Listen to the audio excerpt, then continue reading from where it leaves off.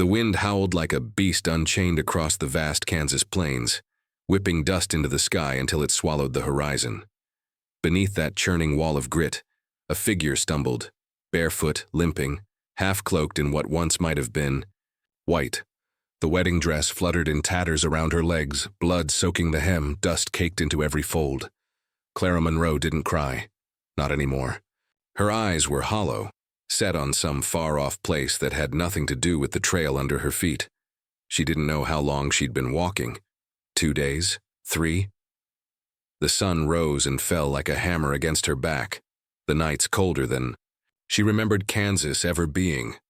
Her lips were cracked, her skin raw. The only sound other than the wind was her ragged breathing and the soft tearing of lace caught in brambles. Somewhere behind her, perhaps a mile or more, came the memory, gunfire. Or maybe it was real. She couldn't tell anymore. All she knew was that she couldn't stop. Not until her legs gave out. Not until something or someone made her. The war had ended 5 years ago, but Kansas still bled from its wounds. Border towns turned to dust. Homesteads burned in feuds. No one remembered how to end. Men carved out justice with rifles and rope. When the raiders came to Birch Hollow, they didn't ask questions. They came for gold that wasn't there, took what they could, and left the rest to rot. Clara had hidden in the root cellar when the shooting began. When she emerged, everything she loved was gone, including Nathaniel. Nathaniel had promised her a life, a schoolhouse, a small ranch, children with smart eyes and dirty hands. He was going to teach the frontier to read and write. Clara believed in that dream more than she believed in God. She wore the dress early that morning, giggling as he tried not to look.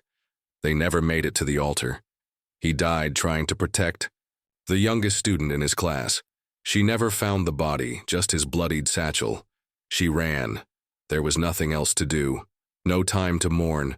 No one left to bury. She slipped into the wilderness with only the dress on her back and Nathaniel's words echoing in her head. Don't wait to run, Clara. If it comes to it, run. The prairie was unforgiving. Heat by day, cold by night, thorn bushes and coyote calls. She hadn't eaten since a stolen heel of bread. Her body screamed with every step, but fear drove her forward. Until it didn't. Near a dried-up creek bed, her knees buckled. She fell face first into the dust, too weak to even cry out. Her hands trembled as she tried to push herself up, but her strength was gone. Somewhere nearby, she heard a low growl, then another. Wild dogs, the kind that roamed in packs after battles, feeding on what was left behind. Clara rolled onto her side, eyes wide, heart hammering as 5 shadowy shapes moved toward her, noses twitching, teeth bared. One lunged. She covered her face. A rifle. Cracked. The dog yelped and dropped mid-leap, its body skidding into the dust inches from Clara's face. Another shot split the air. The pack scattered, vanishing into the thorny brush as quickly as they had come. Boots crunched the earth. A horse snorted. Clara blinked through the dust and pain, vision blurry. A figure dismounted. Tall, broad-shouldered, dressed in worn leather and a long coat streaked with travel and dried blood. A wide-brimmed hat shadowed his eyes. He didn't speak, didn't smile. He knelt beside her, gaze lingering not on the dress but the bruises blooming beneath it. His hand reached for his canteen, but Clara flinched. A flicker of something passed over his face. Not pity, something quieter, familiar. She tried to speak, but her voice was gone. The last thing she saw before darkness took her was his rifle slung over his shoulder and the soft sway of his horse's mane in the wind. And then, nothing. Clara woke to the scent of burning sage and damp earth. The world was dim, muffled. The distant rumble of the wind replaced by the gentle crackle of fire. She blinked up at a jagged ceiling, the light flickering over rock walls slick with moisture. Panic surged in her chest. She scrambled upright, her body aching, her breath sharp. A figure moved nearby. He was crouched by the fire, his coat draped over a boulder to dry, rifle within arm's reach. He stirred something in a blackened tin pot, eyes fixed on the flame. It was the man from the prairie, the cowboy. Her heartbeat roared in her ears. She backed up against the wall, fists clenched though she had no strength to fight. The man didn't look at her. He reached slowly to his side, lifted a tin cup, and poured water. Then jerky, dried, clean. He placed both on a flat stone beside her. No words, no closer. Then returned to tending the fire. Clara stared at the food like it might bite her. Her hands trembled as she lifted the cup. The water tasted like copper and clay, but she drank it all. Then the jerky, hard, but her body took it in like salvation. She watched him carefully. He didn't stare, didn't speak, just sat, quiet and still, like he'd seen ghosts and made peace with them. The cave became her world. He came and went without sound, bringing back kindling, water, the occasional squirrel or rabbit. She didn't ask his name. He didn't offer. At first she avoided him, speaking only in nods or brief glances, but the silence between them grew less heavy with each passing day. When she tore her dress further, climbing down from the rocks, he knelt before her, threaded a needle through thick thread, and mended the fabric without touching her skin. She watched his hands, scarred, steady, as if they'd done far worse things than sew. One afternoon he carved 2 sticks and showed her how to twist a snare. She followed, fumbling. He didn't laugh. Just adjusted her grip and let her try again. That night they ate rabbit by firelight. She whispered, "Thank you." And he nodded once, eyes unreadable. At night he sat with his rifle by the cave's mouth, watching the trees like a sentinel. She watched him, his silhouette framed by stars, wondering who he was when he wasn't saving strangers. On the 4th night she woke screaming. A nightmare, Nathaniel's voice, the fire, the smell of blood. She curled against the wall, shaking. He didn't speak, just set a blanket beside her, left a cup of water, then sat back by the fire. A barrier of silence between them, but not loneliness. It wasn't until the 6th day that he spoke. "Name's Bo," he said, staring into the flames. She didn't reply at first. The fire crackled between them. Then she whispered, "Clara." He nodded slowly. Figured. He told her then, bits and pieces. He'd fought for the Confederacy, lost 2 brothers in Missouri, got shot near Appomattox and crawled home to nothing but a burned field and a dead mother. Went west. Spent years hunting men for money, lost his taste for it. "I stopped believing in anything," he said, almost to himself. Even the hate wore out. Clara swallowed hard. "My fiancé, Nathaniel, we were supposed to marry the day the raiders came.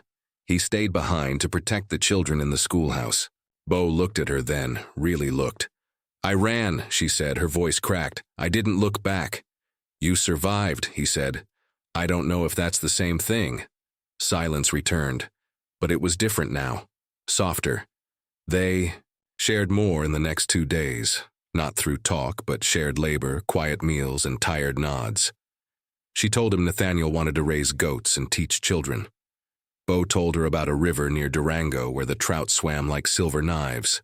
But the world outside wasn't done with them. It happened in the dead of night. Clara woke to the sound of twigs snapping. Bo was already crouched by the fire, rifle in hand. He motioned for silence, his eyes scanning the cave mouth. More sounds. Boots. In stone, whispers in the dark. Clara ducked behind a rock, her heart in her throat. Bo slipped into the shadows, rifle steady. Voices passed close. "Could have sworn I saw a firelight." "Check the ridge. Could be them." Clara's breath caught. Bandits. Minutes passed like hours. Then the voices faded. The boots receded. Bo didn't relax until the horizon paled with dawn. "They'll be back," he muttered, loading fresh rounds into the chamber. His voice was flat, emotionless. Clara stared at the dimming coals, her fingers gripping the hem of her dress. She understood now, survival had its own price and theirs was coming due. The decision came without drama. Just a quiet morning, the smell of ash in the air, and Bo's voice low and firm as he said, "They'll be back. We can't keep running." Clara didn't argue. She just nodded, tightening the worn shawl around her shoulders. Together, they prepared. Bo showed her how to set up the snare lines like alarms, how to pack loose stones into narrow paths where they might collapse underfoot. They moved brush to obscure the cave's entrance further and cleared the inside so there'd be room to fight if it came to that. Then he brought out a revolver. He held it out to her like a gift, not a demand. She stared at it. Her hands trembled slightly as she took it. "It kicks," he said. "I'll manage," she replied. They spent the rest of the day in silence. Shadows grew long. The air buzzed with insects and expectation. Somewhere nearby, thunder growled on the horizon. Later, Bo found her at the stream. She knelt by the water, scrubbing the wedding dress, against a flat stone. Her movements were slow, careful. The blood never fully lifted, only thinned to a dull pink. "It's all I have left," she said, without looking at him. He stood there a moment, then nodded. That night they didn't sleep. The storm came first, rolling clouds, crackling skies, then footsteps, shouts, torches, bandits. Clara felt her breath vanish.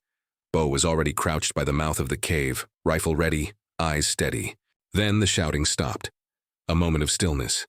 A shot rang out, missed, another, closer. Bo returned fire, the crack of his rifle deafening in the small cave. Clara crouched low, revolver in her shaking hands. Dust exploded near her head, as a bullet struck stone. Then she saw a shadow move, too close. She pulled the trigger, the bandit dropped. The sound silenced the world for a heartbeat. Clara stared at the smoking weapon in her hand, heart pounding like thunder. "Stay low," Bo shouted. They moved together, no plan, just instinct. Back to back, firing into the smoke and chaos. Bo's shots were deliberate, deadly. Clara's were fast, panicked, but she hit more than she missed. A scream, a shout. One of them lunged from behind a rock, grabbing Clara, dragging her into the open. She kicked and clawed, the revolver lost in the scuffle. Bo turned. Time slowed. His eyes locked on hers. One shot. The bandit's skull cracked open. Clara fell free. She turned, grabbed her gun from the dirt just as another man charged from the ridge, bloodied but wild-eyed. She pulled the trigger. He fell at her feet. It was done. The thunder faded, smoke drifted like ghosts over the rocks. Bo staggered, clutching his side. Blood soaked his shirt. "No," Clara gasped, catching him before he collapsed fully. "Stay. With me, Bo, don't you dare." He smiled weakly. "Ain't done yet." She pressed her hands to the wound, muttering prayers she hadn't said in years. They sat in silence until the light returned. A pale morning broke over the horizon, washing the cave in gray-blue stillness. Bo lay propped against the wall, eyes half-lidded but awake. Clara sat beside him, her wedding dress torn, bloodied again, a threadbare ghost of what it once was.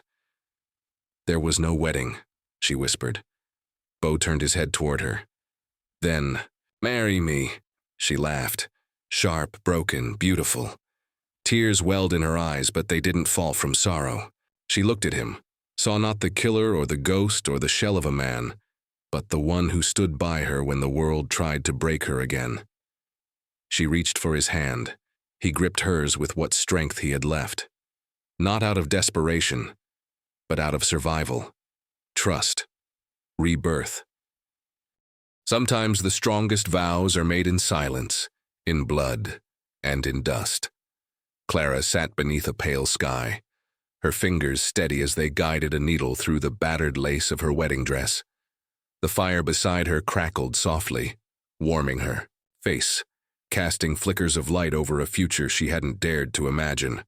Bo sat nearby, his side bandaged, lips drawn tight in focus as he whittled a small ring from a piece of walnut wood. Careful, slow, as if the act itself held more meaning than the symbol it would become. There were no preachers, no guests, only scars and silence and something stronger than both. They didn't speak. They didn't need to. The wind carried away the last echoes of gunfire, and with them the ghosts they'd both long carried. And as the screen fades to black, remember, some love stories don't begin with roses. They begin with survival. This story gripped your heart. Share your thoughts in the comments. Like, subscribe, and join us next week for another tale from the frontier, where the West was wild and love even wilder.